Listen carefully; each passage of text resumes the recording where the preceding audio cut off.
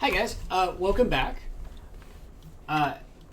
Did we just hit our 12-hour mark? We just hit our 12-hour mark, and you guys have been absolutely fantastic.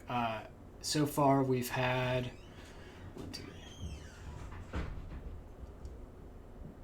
17 follows, 3 hosts. The day's been going fantastic. We're now going to have an amazing interview. We have a person who's near dear to my heart. It's my wonderful sister.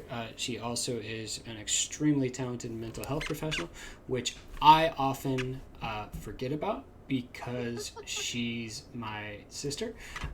So I often forget that she is so damn good at what she does. So I'm going to bring her on, and if you guys have any questions, she's the right person to ask. So, 1 second, and we will... Okay.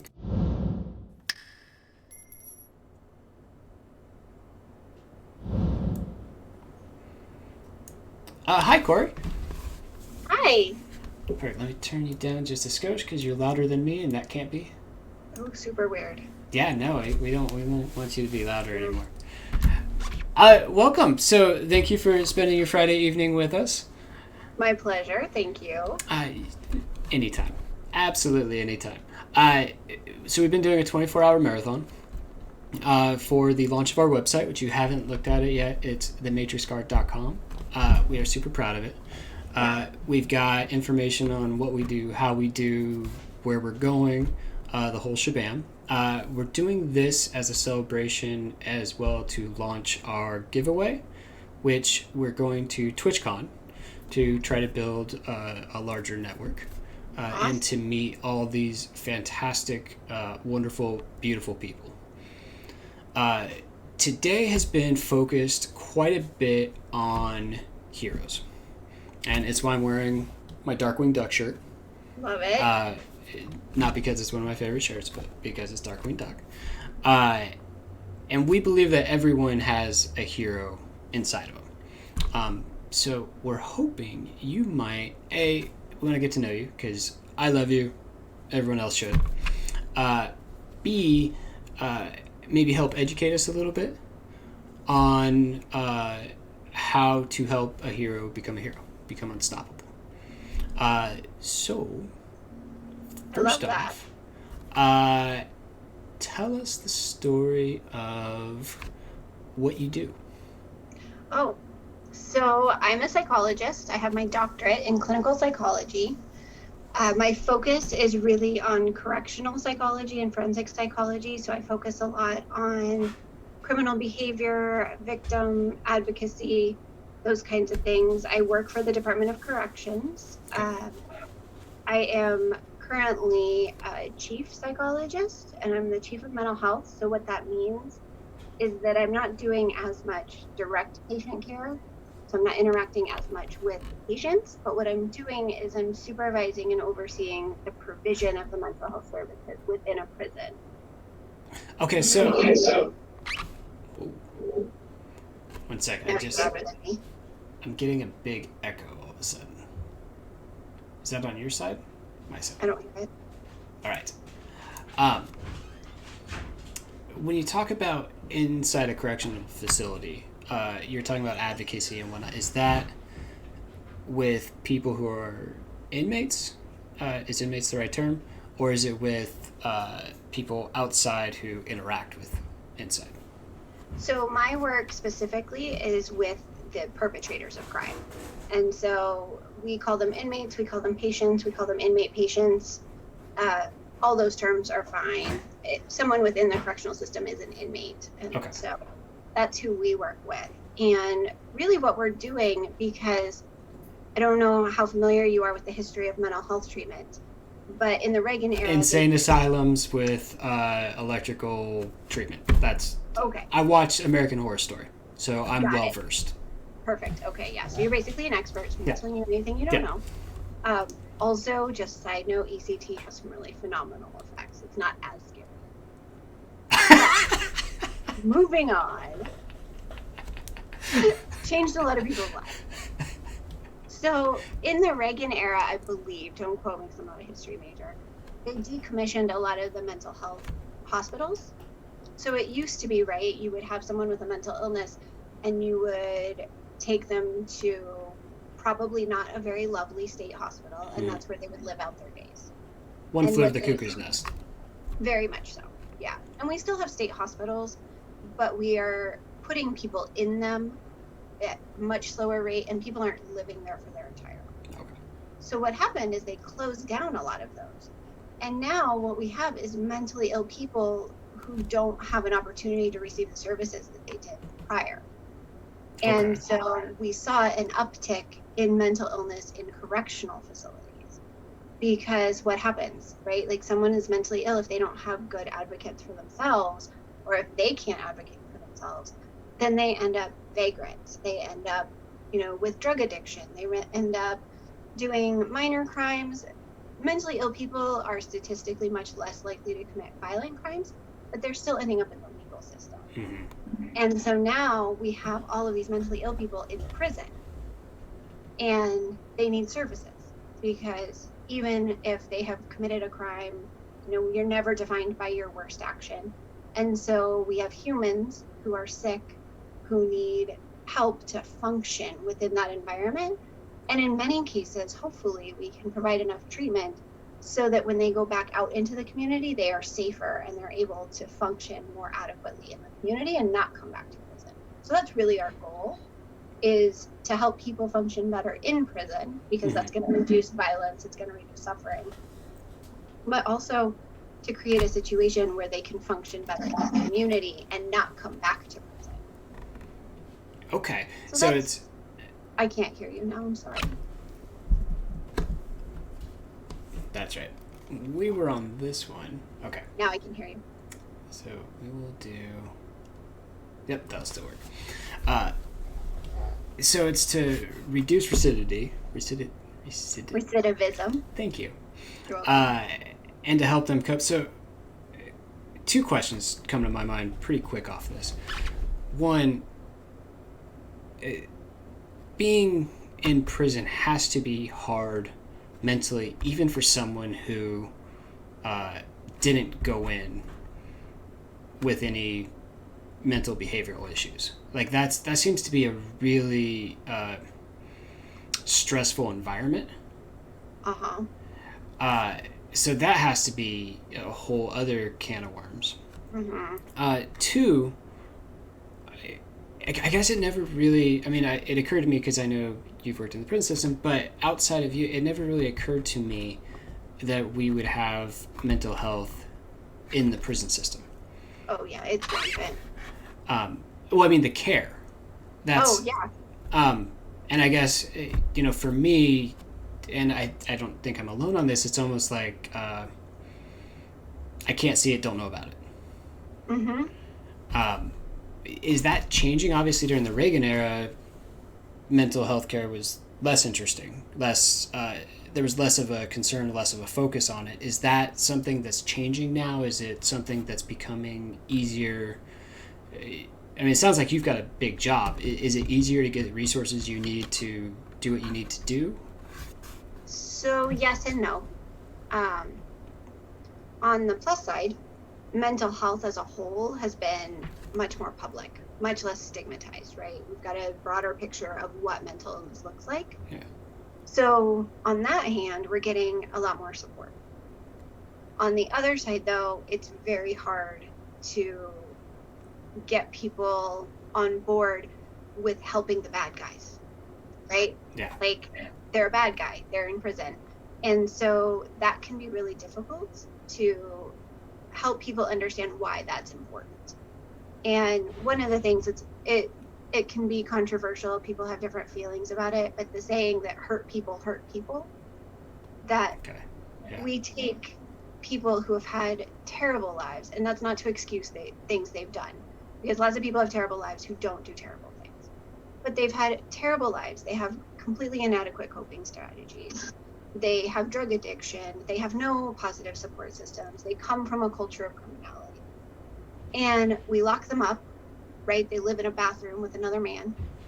And we stick them there for 5 or 6 years.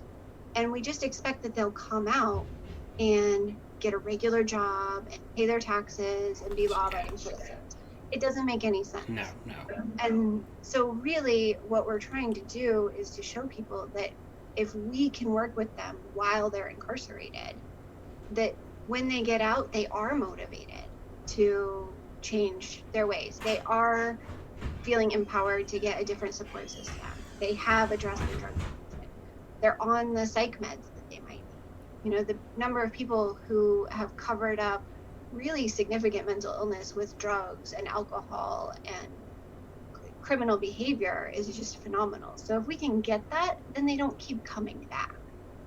And that's that's the beauty of what we're trying to do. That's the hope, but it's not easy. It's such a difficult job. And I just so admire the people doing the work because they're not always nice people. And it can be really hard to disentangle all of those pieces. Yeah, I bet. I've been getting some crash course information since I started with the Matrix card. One of the interesting things that I've learned is that, people who have mental struggles, people who are struggling with mental wellness, medication is a very viable direction. Now, the question is whether you medicate with alcohol, whether you medicate with illegal drugs, whether you medicate with drugs that are designed to help your specific wellness. But medication is where people often go towards medication. When you talk about they cover it up with alcoholism, with illegal drug use, with the bad behavior. It's a very common thing, and pointing them in a proper direction, teaching them a proper way to medicate, it seems like it'd be super important to me. Mm-hmm. Yeah, absolutely. I mean, we all work to avoid discomfort, right? Yeah. It's like that's a human condition. We all do it. And most of us, if we're lucky, are taught some healthy strategies. We go to the gym, we talk to our friends, we take up gaming, we have a hobby, we hang out with our partner, whatever it is. If no one teaches you those things, then you're just ripe for doing things that aren't helpful. And really, they might help you with that uncomfortable feeling in the immediacy, but down the road it makes it worse. Yeah, you basically come up with your own thing. So it's I've been using the analogy a lot. Mental wellness is no different than physical wellness in that you break a leg, you go to somebody to help you fix that. You get a healing protocol, you get a cast, you get medication. If you didn't have that, maybe you create a stint. You create something with what you have available, what you know. And if you don't know how to treat something, sometimes the thing you come up with isn't very helpful at all. Yeah, absolutely. Real quick, Snowspark39, thank you for following. Welcome to the channel. We're doing a 24-hour marathon. Welcome to the Guard. We'll keep the campfire on for you. We've got my sister, Corey Montoya. She is, what's your official title again? It's like my job title? Yes. I'm the chief of mental health, and I'm a chief psychologist. Gotcha. Now you mentioned... So her official brother is Dr. Montoya. Dr. Montoya. As I said earlier, unfortunately for her, she's my sister. Well, and if I could be pretentious and be like, doctor, I try to do it as much as possible. But well done. Not a body doctor, not a real doctor. I can't save your life.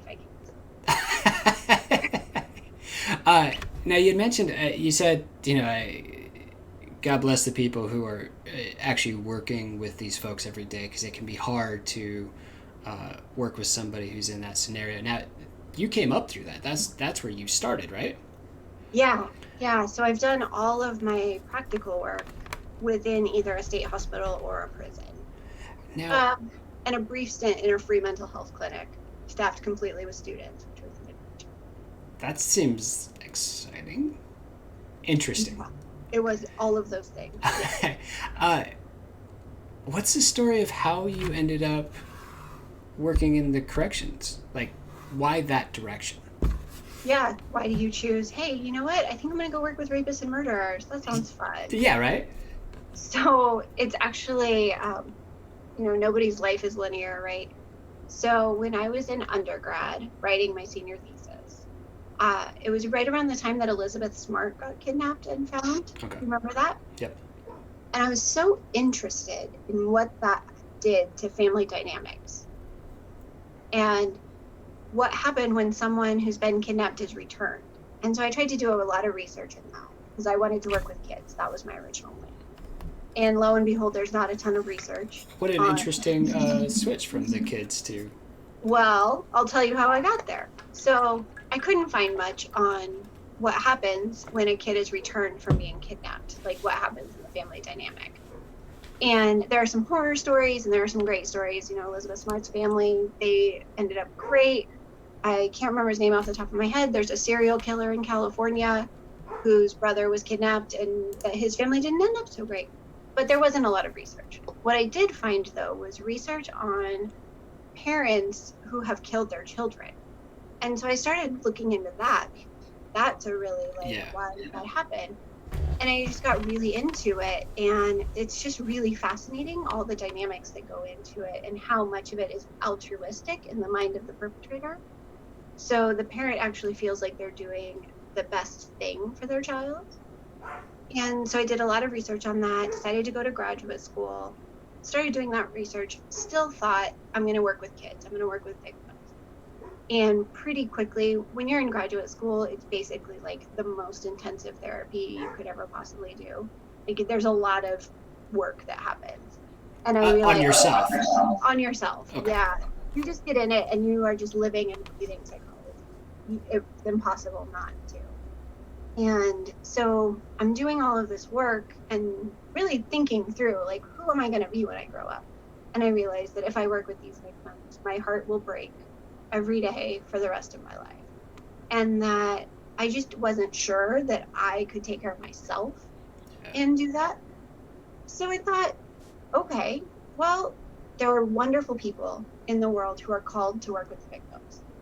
But if I can work with the perpetrators, then in an indirect way, I'm preventing victims from being created.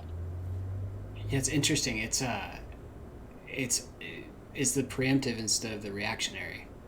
And obviously in that case it's not because they've already done something it's a bit reactionary before you. But you're more going upstream. If I do my job well, they never hurt anyone else. Yeah.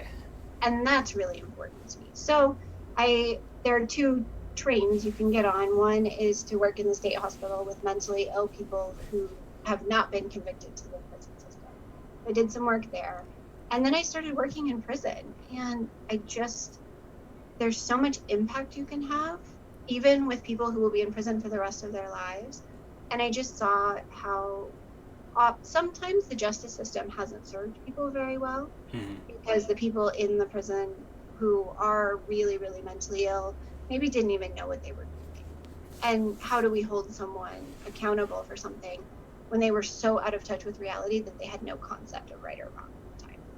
And so that's how I ended up there. And now I've worked in 3 different states, and I've worked with men, and I've worked with women, and I've worked with really violent populations. I worked with really non-violent populations, and it's really a really cool population to work with, and really complicated and interesting.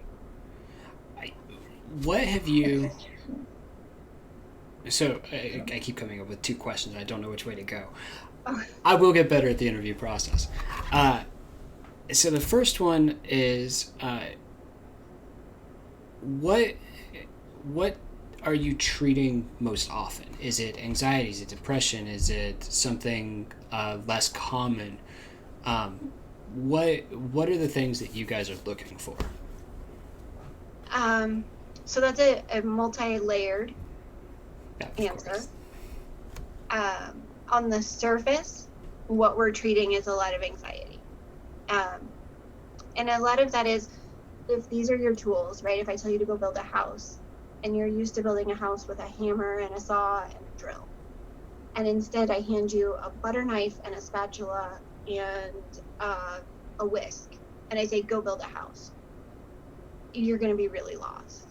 And that's what a lot of these guys have, is this is how you deal with your life. And then I just took away all those things, so go deal with it. So that shows up with a lot of anxiety. We see a lot of people with schizophrenia, a lot of people with bipolar disorder, which is really wild mood swings, but that's hard to tease out because meth will do a very similar thing to people's brain chemistry. And so with the more addiction to meth, the more... Yeah, so the pathology that we see is very layered, because you hardly ever see someone who's never done drugs in their life or who's never had a head injury. You know, the population that I work with, they get in fights, they do drugs, they do huffing, and they don't take care of their bodies, and they don't take, they didn't have really good nutritious food coming up, and so all of those things. So we see that.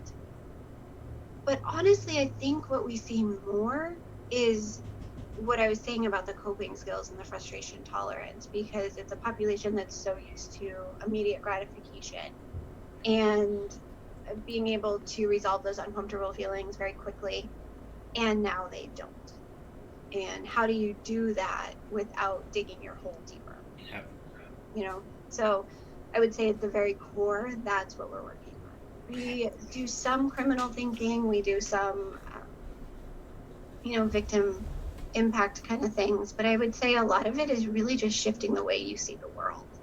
It's almost like, and again, I'm going to keep bringing it back to one of the things we're trying to do is remove some of the stigma with mental health. I think that's really important, because if people are embarrassed by it, they're not going to ask for the help, they're not going to find the help, and they're not going to continue on the treatment plan like they would if it was a physical thing.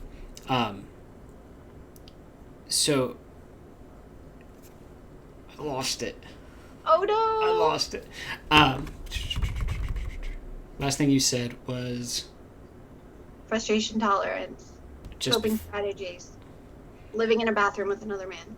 Oh, so that was it. That triggered it. It almost seems like you guys are acting almost like a physical therapy. So there's an injury, there's something going on, and you're trying to help develop ways to help them heal that they can do. A little bit of a stretch? Well, maybe. It's just a brand new thought to me, so that's okay. So I think in terms of the trauma, because that's another thing that we see a lot of is trauma. People, they come up with a lot of trauma.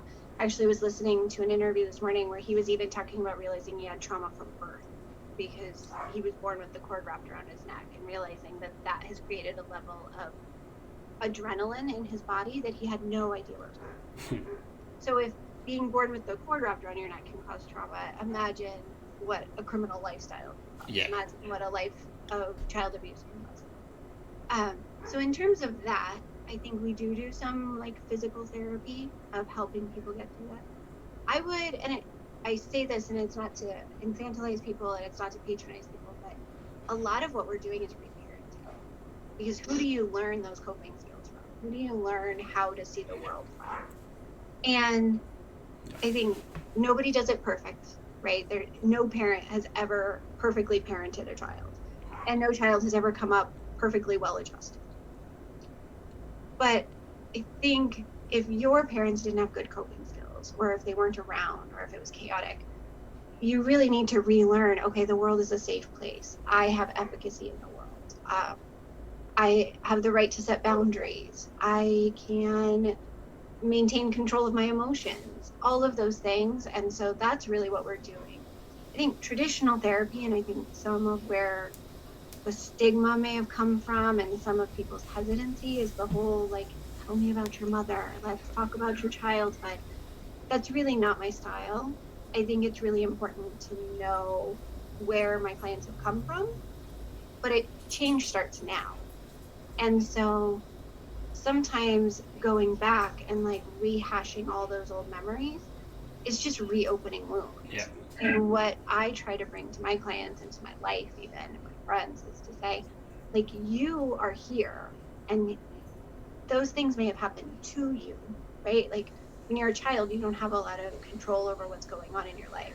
So those happen to you, but now you're an adult, and now you have choices, and now you have some efficacy and some autonomy that you can move forward from.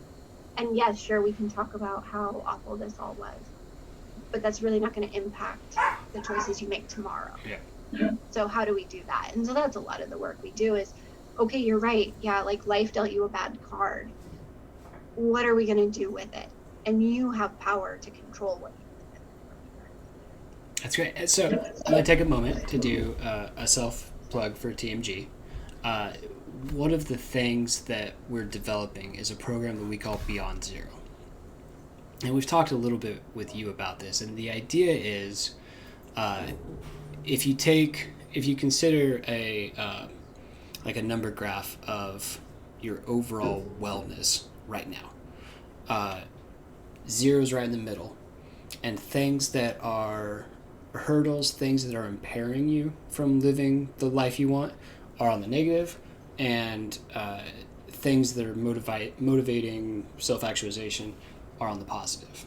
Mm-hmm. And a lot of what we're doing is we're trying to find people in the negative before it becomes to a crisis point. Mm-hmm. That's a primary goal. And the crisis point and the initial contacts have the goal of getting them closer to zero, closer to neutral. And then we are developing a system to help them go from like just barely negative to neutral to positive, to where they can start,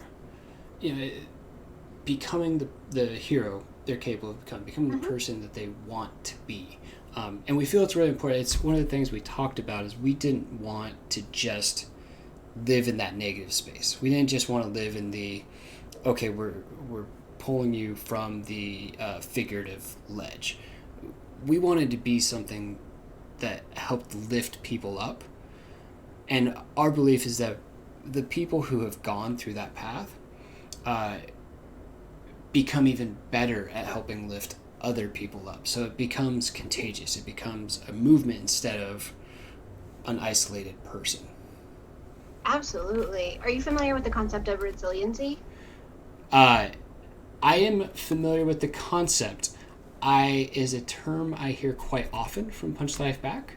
And it is something that is becoming near and dear to our hearts. Is that something you work a lot with? Oh yeah. So there's a ton of research out there that says that, because it's like what I was saying, right? Like hurt people, yeah. But some hurt people don't hurt people. And what's the difference? And what the research has found is that the difference is this concept called resiliency. And so people who are able to come through terrible, traumatic things, not unscathed, but with a better outcome, have this sense of resiliency. And as you're describing the Beyond Zero concept, I've seen resiliency described as if you imagine a teeter-totter, right, like this. Yeah. And you are the fulcrum of the teeter-totter, like this. And you've got negative and positive. Resilient people are able to move themselves to make sure that the positive is always outweighing They change the fulcrum point. Negative. That's so they're great. able to move through. And one of the biggest things that contributes to resiliency, there's two huge components that contribute to resiliency that we have control over as a community, is a supportive group of people outside of your family who care about you, and a sense of hope or optimism. And so that's what I love about the Matrix Guard and creating the community, is it's a supportive group of people who can help you see the optimism. And so you're taking someone who maybe doesn't quite know how to move their fulcrum yet, and we can help move it with them.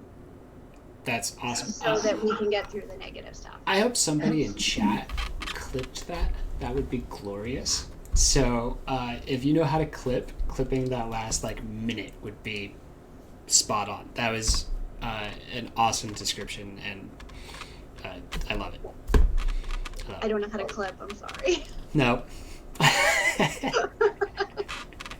You're the one on screen now. Also, I don't think I'm allowed to clip myself. I think that's pretentious, right? It's funny. So I had an interview with Zeke earlier in the week, and I asked him, what's a hero? And he was like, well, a hero is somebody who doesn't call themselves a hero. They get named a hero. Same type of thing. Like, you can't be like, I clip myself. I retweet myself. I love it. By the way, after this is all done, after the 24 hours, I definitely am going to go back and clip myself, just so we're clear. Okay. So clipping oneself does happen. It does happen, but you don't like to admit it. Got it. So let's take what you've learned in the correctional system and now take it out to the society as a whole. Absolutely. What have you picked up there that you think is very important for everyday people to learn, to know, to do? So, yeah, that's a great question, because I think it's really easy to feel like an others, right? And that's so true with corrections, like inmates are others. Yeah. And one of the things I've learned is that our commonalities are so much greater than our differences. So if I can talk with someone who's done, these horrific things and had this horrific upbringing and find things in common, then we're all pretty much living the same journey. So again, one of the great things is this sense of resiliency, and just knowing that you have some control over your outcome can be so powerful and so empowering. And I think one of the ways that mental health and maybe our culture has well-intentionally gone wrong is trying to put out fires for people. Right? We try to save people. We try to fix things. Hang on just a quick second. No problem. Yes. At soccer practice? Okay.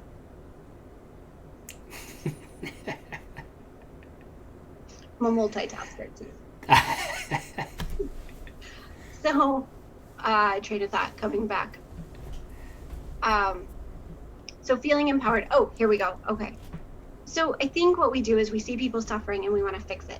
We want to help them. We want to save them, right? And what that does is, yes, it solves the immediate problem. But what it also does is it communicates that they don't have the power to save themselves. And I find that so true even when I'm talking with my kids or when we're doing, youth sports, is if I swoop in and I fix the problem, then I've robbed them of the opportunity to feel powerful, because I've said to them, you aren't capable of doing this yourself. Yeah. And so that's something I really have to monitor for myself, is like, because I want to fix things. I'm a fixer. I like to fix things. And really just taking a step back and remembering that everyone has the power within them to make a positive impact. And that's a gift to allow people to do that and to really walk alongside them as they do. Yeah. So there's a term that Punch Life Back, Catherine has used a lot, and it's taught helplessness. And that's kind of what you're referring to. Is, they didn't know they weren't capable until they were told, you're not capable. Mm-hmm. And she links that quite a bit to resiliency. Yep. When you have taught hopelessness, there is no need for resiliency because you don't think it's going to make a difference anyways. Right. And then where are you without those saviors? Yeah. That's a really scary place to be. Well, and one of the isolation is a tough thing for humans, for people. And taught helplessness shows you that when you are isolated, which we all, something happens to us individually all the time. You're on the street, something scary happened, nobody you know is around. That's an isolated moment. And when you have taught helplessness, you don't have a direction to go when you are isolated because you can't rely on yourself. Nobody else. Not only can you not rely on yourself, but you've also received the message that everyone else knows what they're doing and you don't.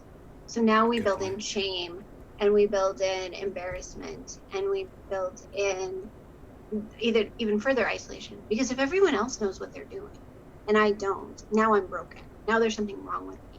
Now I have something to feel ashamed about. And so I'm not going to tell you that I need help. And again, like, we're all just mucking through it.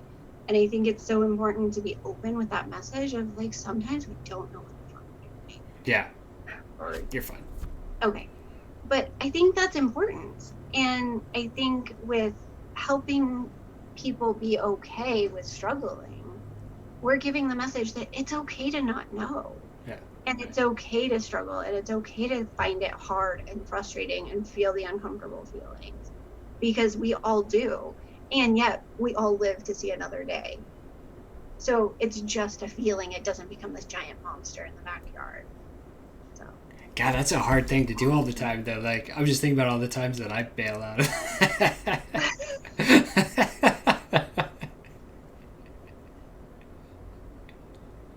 It's not easy. No, not so much. I'm playing a game that I just found today. It's first run through, and just doing it in between some things, and it's called Don't Give Up. And oh, cool. The game literally starts with it's called A Cynic's Tale, and it literally starts with a guy fired, single, life, with him like drinking, and then like this monster comes in and tries to force him to commit suicide. And like that's the first scene you get, is like, wow. I don't think he does, because it then goes to present day and he's cruising around and doing it, but he's dealing with these everything he's dealing with these isolates. Like he meets a girl, and he's like, his brain's telling him, don't be stupid, don't be stupid, don't be stupid. And he has a conversation, and he's like, well, I ruined it. It's horrible. And it's fascinating to see, and a lot of it strikes really close to home, even though, I consider myself relatively well adjusted, but it's something we all go through, are those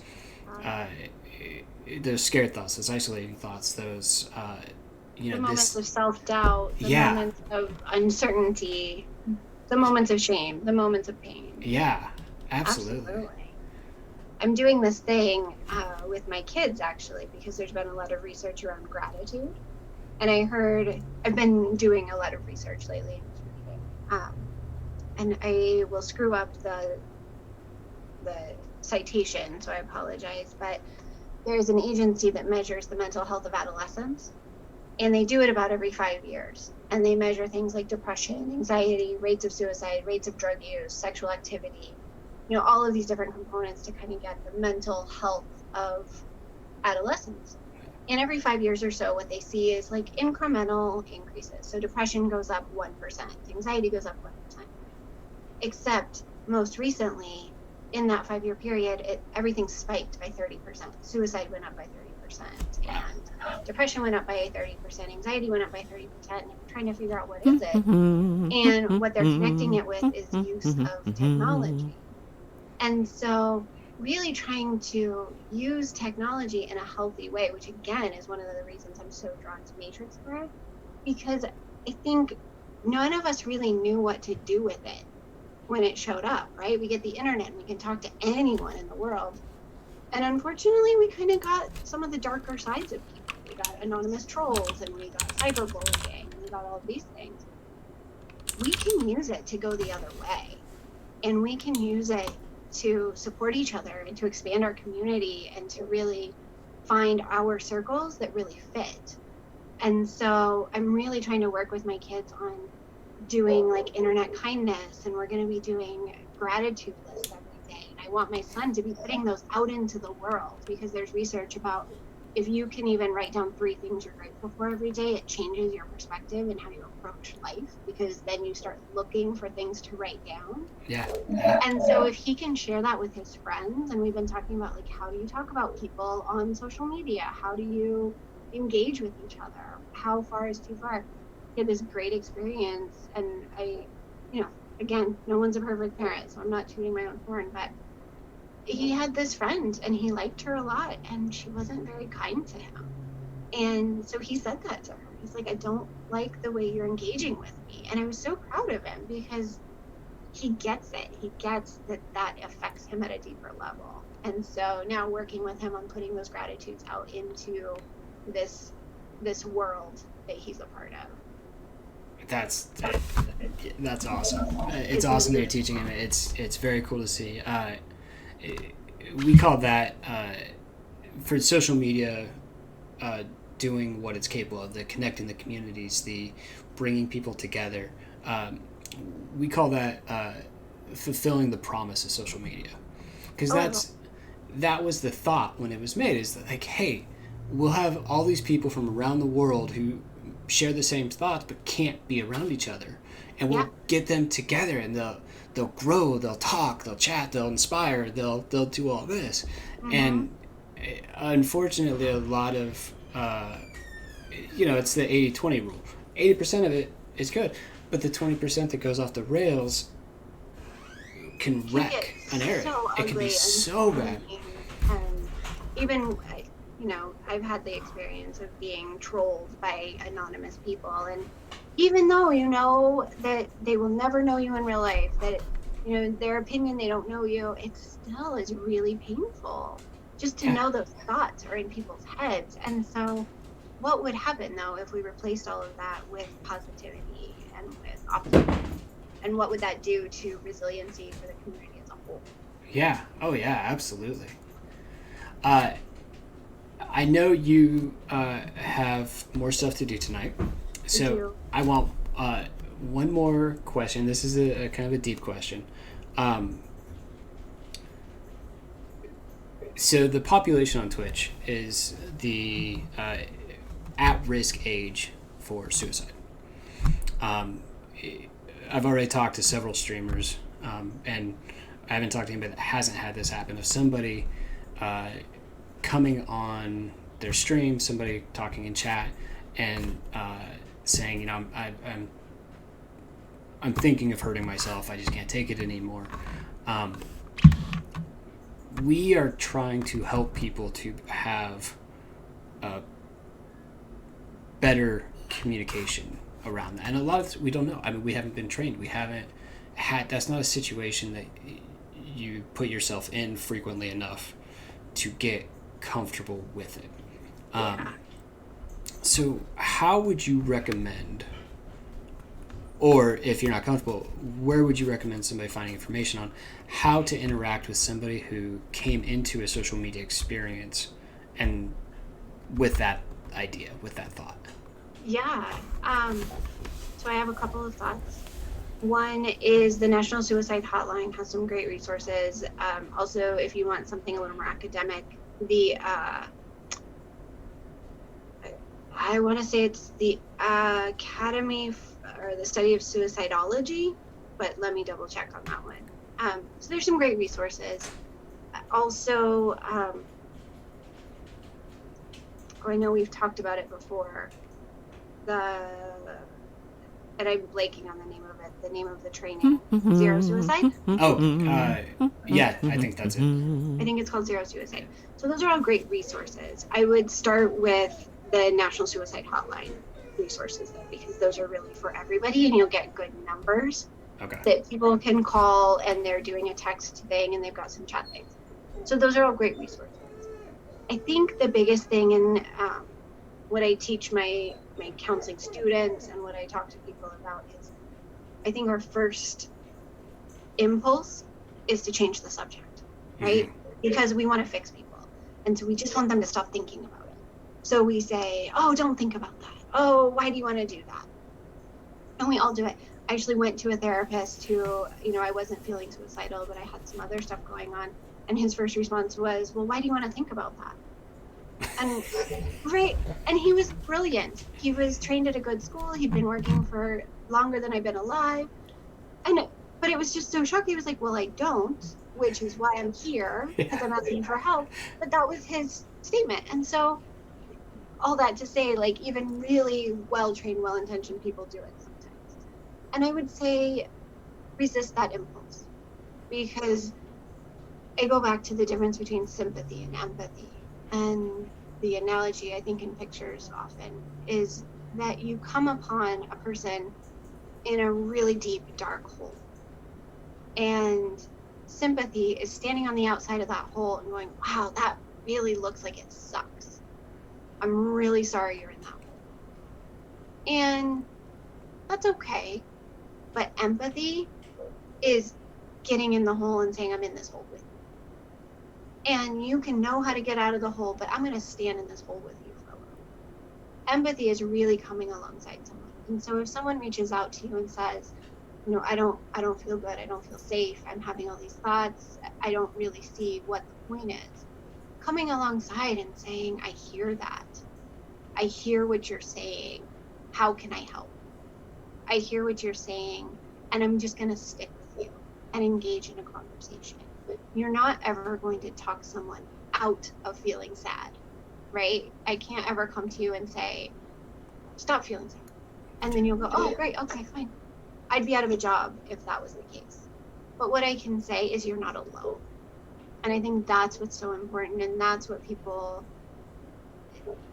I think that's the first thing people can do. And that's where the power is to not let people be alone. So that's my first step, is not to get rid of them, or not to change the subject, or not to go, ha ha ha, you're so funny. Definitely not to challenge them. Definitely don't try to do the tough love, right? Like, so that would be the first step. And then I always go to safety, right? Like, do you have plans to hurt yourself? How are you going to hurt yourself? Have you decided when? And that gives me an idea of how urgent it is, right? Because if someone comes on, and this actually happened when I was a teenager, someone called me and said, I'm going to kill myself. And, I was 13. I didn't know what to do with that. But what she said is, I just took all my parents' medication. That's very different than if she had said, I'm in a really dark place and I think I might hurt myself.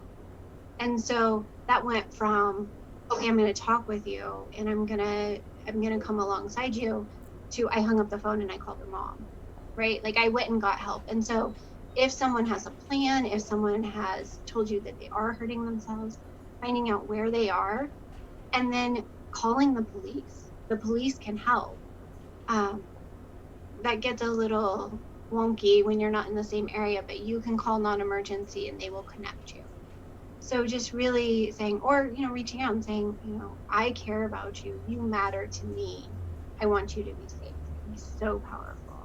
And I'd say that's where we start, is we just be willing to have the conversation.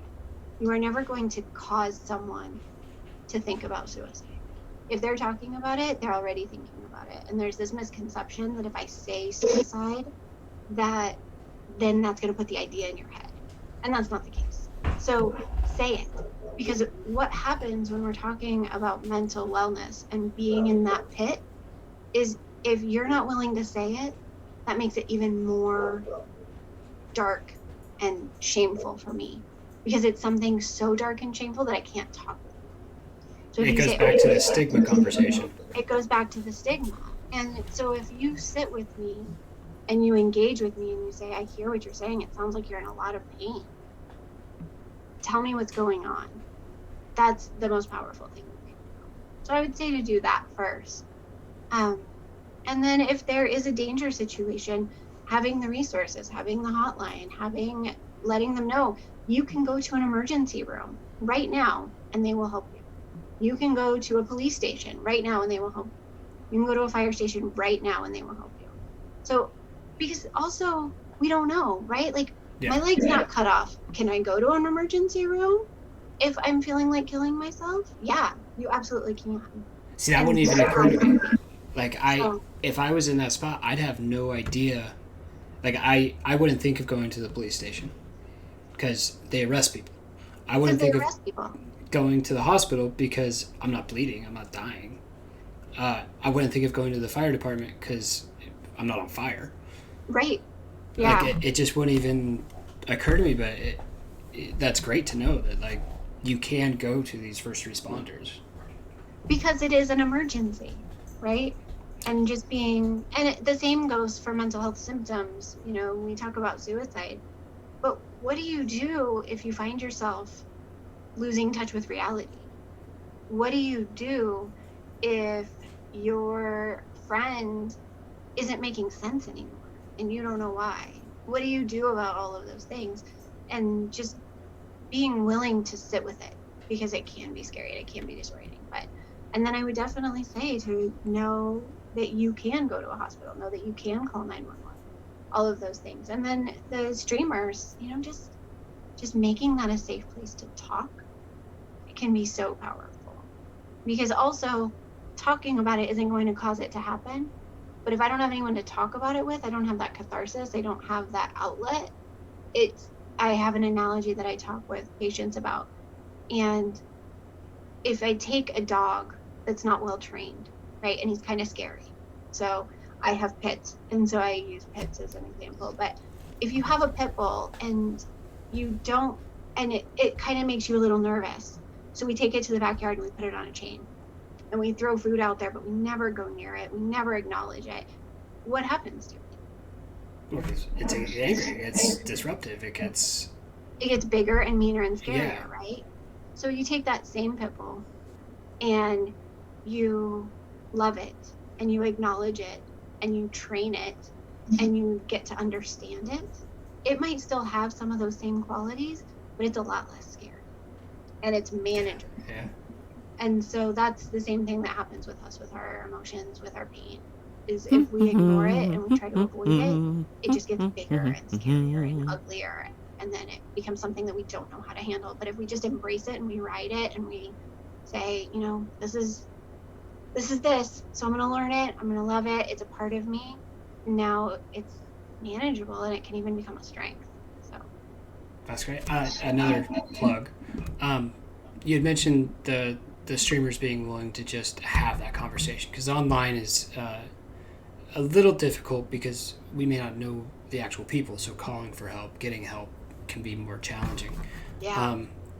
One of the things that the Matrix Guard is doing is we want to train what we're calling guardians, and they're mods who are going to be in chat, but they're there specifically to have these conversations. I love that. And it's twofold. One, we want people there immediately who can help, and two, the streamer's not in a good position. Take Right. this interview here. It's possible, and I don't think it's happened, but it's possible somebody could have said something in chat that I just didn't even notice. Mm-hmm. The other thing that can happen is, something happens in chat while I'm streaming, and then I change however many viewers I have. It might be 50, it might be 5,000, to now focus directly on that person. And you and I are having a very private conversation very publicly. Yeah, like that becomes a concern for me as a streamer, being like, well, am I increasing the anxiety? Am I reducing the chance that person's going to ask for help? Totally. So that's really our front line, and that's our big step. So I'm going to put it out there because I'm going to share this interview after. If anybody's interested in learning to become a guardian, if any Vanguards, any streamers have a channel that they would like a guardian in their stream, if any streamers have a mod that they think would be a good guardian, send us a note. You can do it. The shield and sword down below. We would love to have you. I think the more people we can interact with, the better everybody is. Absolutely. Couple non-mental health related questions. Okay. Who was your hero when you were little? Oh, I've been thinking about this, and I think my heroes, I was such a voracious reader, I still am, but I just read all the time. And my heroes really came from books, either the authors or characters in the books. And there are so many of them, but they were always, I really admire cleverness in people and creativity and impact. And so when I was thinking about which characters I really related to, it was always someone who had imagination and who was clever and who had a positive impact on the people around them. So, Laura Ingalls. I loved her, but she was I, clever and she was interesting. I was going to mention Laura Ingalls actually You when you were heard talking about it. I was like Laura Ingalls from The House on the Prairie. Yeah, totally. yeah. Yeah. I just love it. I love cleverness and I love community and I just love it. So those were my heroes. Now, what makes a hero now? What do you consider a hero? Well, someone else took the cool line of a hero doesn't call themselves a hero, so I can't really use that. I think that a hero is someone who is selfless, someone who is brave, courageous might be a different word, because I think courageous allows for vulnerability beneath it. Okay. And I think someone who wants to help other people and who wants other people to do well. I think that's a hero. Okay. Uh, when have you been heroic? Oh dear. I'm dropping this ball on you. Yeah, that was a Yeah. new one. Yeah. About making that face in front of strangers. That was heroic. Wow. I don't. How about this?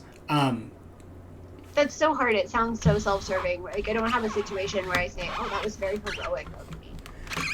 Let's go with what is something that your kids have done that you considered heroic? Oh, my kids. My kids are good.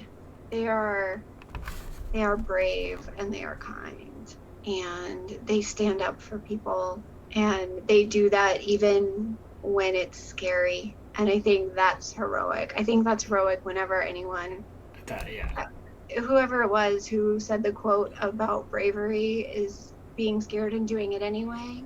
That's the epitome of heroism to me. And I see my kids do that daily. It's really phenomenal. And then also, the world knocks them around and they stand up and they laugh and they have joy and they love and they try again. And it's just really amazing. Resiliency, unstoppable hero. That's awesome. Yeah. It brings me a lot of comfort to know that the next generation looks like they do. I think we're in for something good. That's super sweet. Sharing heart space, the whole shebang. What book are you currently reading? I just started The 7.5 Deaths of. I'm looking for it because I thought I had it up here. I think it's 7.5 Deaths of Evelyn Hardcastle. But I'm only like 10 pages in.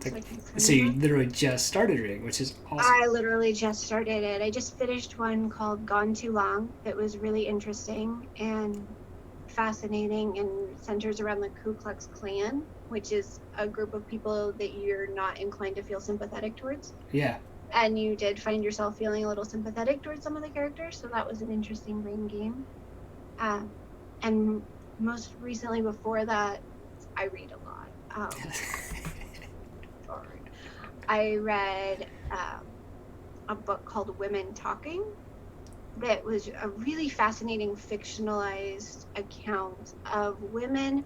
There was an issue in South America where in Amish community, the women were being attacked at night by demons. Okay. And pretty brutally attacked, and it went on for years until one woman stayed up at night, and what she found was that there was a group of 8 or 9 men in the community, in the Amish community, and they were using animal tranquilizer to drug the women and then violate them in their sleep, and had convinced them that they were being attacked because of their sins. And what conspired from there, where these women who had been raised to believe one thing started to believe another thing. So that was really interesting. Yeah, a whole tearing of your ingrained beliefs would be super hard. And then leaving your community, leaving your culture, setting boundaries in a place where you have been property. Just really fascinating, and talk about heroic. Yeah. Yeah. So, we've gone a little bit over what I promised you we would. Is there anything else you would like to tell our audience? Is there anything else you would like to say? How wonderful I was growing up with? Anything like that? True. You were really the best brother. It's true. That's the lying face. That's not the lying face. It's not. I have always been touched by just the kind soul you are and the kind heart, and you have always had that, even when you were an annoying little brother. Thank you. Not that you were ever annoying. I think, if I had a message to give out, is really to just be gentle. Be gentle with yourself and be gentle with each other, and try to give people the benefit of the doubt. I think it's really easy to assume people have malicious intent, and they very rarely do. And everyone, I hate the cliche, you never know, be kind to everyone, you don't know what they're going through, or something like that. Yeah. It gets a little Hallmark cardy, but I do think people are generally doing their very best. And if we can support each other, then we all get to do better. I love it. Well, thank you so much for taking the time. Thank you. This was fun. It was an absolute pleasure. I hope that sometime in the future you will come back, and we might even have a fancy name for our interview show podcast. I would love that. Does it sound fancier if we call it a podcast? I don't think it's a podcast if we're on Twitch and via video. It could be all of it. We could just batch everything together. Sounds good then. Yes. Perfect. No, I love this, and I'm so excited to see what Matrix Guard does, because I really think we are changing the face of the community, and we are creating something we can all be really proud of. Oh, I love the use of we. I love it. All right. Have a great night. All right. You too. Goodbye, everybody. Thank you.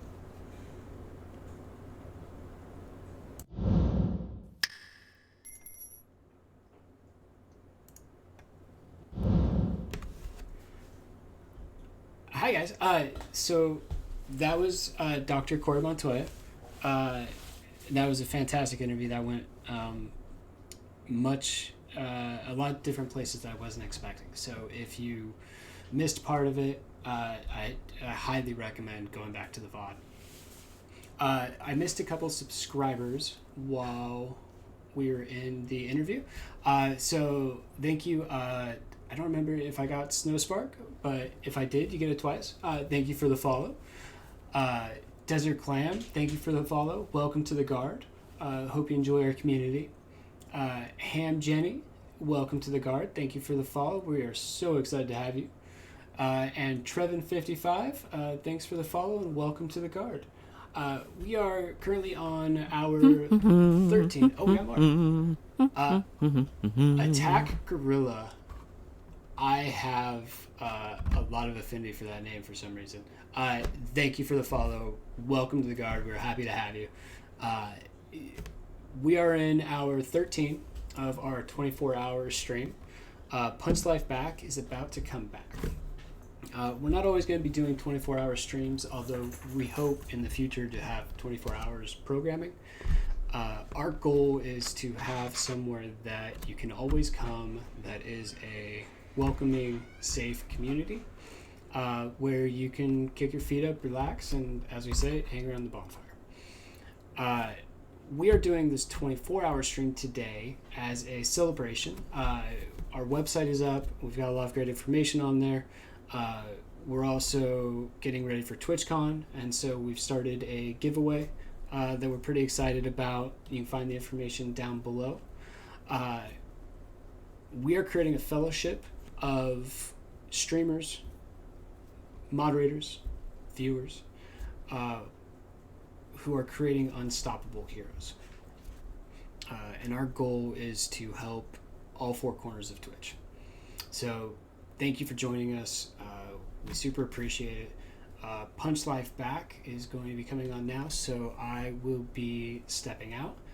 We'll be going to the Be Right Back. It'll probably be 2 to 5 minutes, so stay around, and I will talk to you later tonight.